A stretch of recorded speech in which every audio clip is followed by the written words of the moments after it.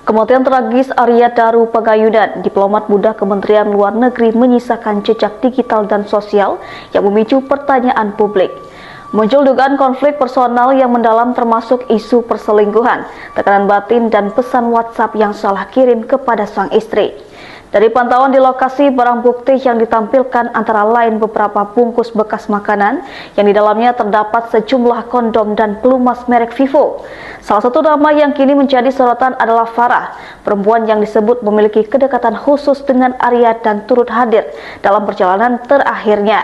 Isu perselingkuhan mencuat saat konferensi pers di Mapolda Metro Jaya, Selasa 29 Juli 2025. Ketika ditanyakan soal pesan WhatsApp yang diduga salah kirim oleh Arya kepada istrinya Meta Ayu Puspitantri. Pesan itu disebut seharusnya ditujukan kepada orang lain yang kemungkinan Farah, namun polisi belum mengonfirmasi penerima sebenarnya.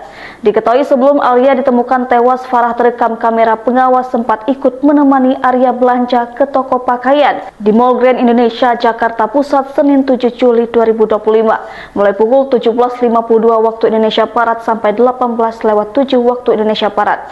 Selain mereka berdua, ada pula sosok pria bernama Dion. Direktur Reserse Kriminal Khusus Polda Metro Jaya, Kombes Wira Satya Triputra, menegaskan bahwa tidak ditemukan unsur pidana dalam kasus ini. Wira menuturkan bahwa pihaknya telah memeriksa Farah dan Dion dalam kasus kematian Arya Daru. Namun ia enggan membeberkan sejauh mana hubungan antara Arya Daru dan Farah.